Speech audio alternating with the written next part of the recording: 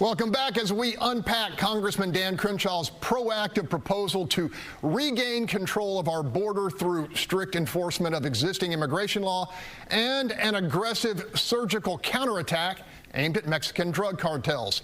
Sitting in for the vacationing Stephen Dial, Rice political analyst Mark Jones. Mark, as the casualties from fentanyl pile up, could an appetite be building for this hardball approach coming from a former Navy SEAL? Well, certainly combating the fentanyl crisis is a bipartisan issue where there's virtually unanimous bipartisan support, Democrats and Republicans. The difficulty is for what Congressman Crenshaw proposes, you need the cooperation of the Biden administration, you need the cooperation of congressional Democrats, and you need the cooperation of the Mexican government.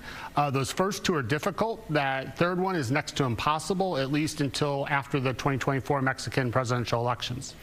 Rudy, as communities across the nation, many of them run by progressive mayors, have begun grappling with this new influx of immigration, we are hearing criticism of the president, and it's coming from Democrats. Now, how critical to Joe Biden's reelection bid is flipping the border narrative before 2024, especially with independent voters? I don't think he's worried about it at all, and I don't think that he looks at it as an issue. I mean, you know, right after Title 42 ended, he was out on his vacation riding his bicycle and laughing at reporters saying, see, the surge wasn't as big as you were worried about. Well, he wasn't referencing the surge that we saw in the months and weeks leading up to the end of Title 42.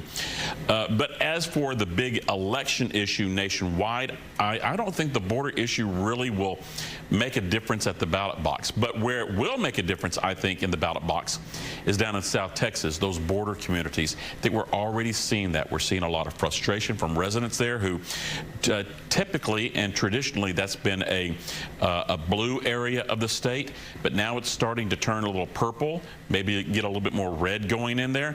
And I think that is where we're going to see some type of impact at the ballot box, Greg. Dr. Mark Jones, the 2024 election is 17 months away, and I think we can reasonably expect whoever the Republicans nominate to use this issue like a baseball bat, especially if the Biden administration fails to effectively crack down. Is that a fair statement? Oh, it is. Immigration is a great issue for Republicans because in Texas, a large majority of Texans agree with Republicans on the issue, and nationally, a majority of Americans agree with Republicans on the issue. It also divides Democrats in that half of the Democratic Party thinks that Joe Biden isn't doing enough to combat border insecurity, but half thinks he's too aggressive and he's continuing Trump-era policies. So you love immigration if you're a Republican. It mobilizes your base and it divides the Democratic Party and causes headaches for Biden. It's one of the reasons why Biden tries to avoid it whenever he can. Okay, Rudy, you heard Crenshaw, a clear and present danger with operational control of the border, exporting poison that's killing, on average, a dozen Americans every single hour. Question, do you think even progressive Central Texans would back military action against the cartels? You know, it's interesting that he used that phrase, clear and present danger. I've read the book, I saw the movie. I wonder if he has, because, you know, that whole concept of going in there and doing strategic strikes against the bad guys on the other side of the border, you know, really didn't have a good end result in that in the book, in the movie. So in regards to how this is going to be playing out up here, in Central Texas, if something like that happens, there's not going to be any support. We have HB 20 that created a border unit, a specialized permanent border unit that got a lot of pushback by Democrats here at the state capitol. It got pushed back into committee, essentially killed, but then came back in an amendment form on a new bill that was coming up for a vote in this latter part of the session. But the Democrats are fighting it. So would progressives support it?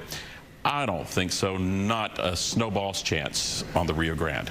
All right, Mark, you have a strong handle on Latin American politics. Crenshaw has publicly sparred with Mexico's president about military action.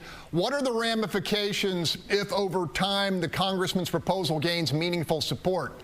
Because clearly the Mexican government can or won't stop these cartels. About 20 seconds, Mark. Well, there really isn't much the U.S. can do without Mexican government cooperation. They aren't going to get it with President Lopez Obrador. They can only hope that in the 2024 election, someone from the more conservative alliance is elected. Perhaps they could work with them. But I think it's still going to be an uphill struggle. Mexicans see this as a U.S. problem, not a Mexican problem.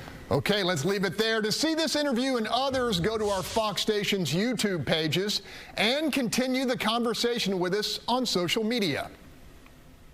And the session is wrapping up here in Austin. A lot of big issues that may make it, may not make it, and a special session. We'll talk about that.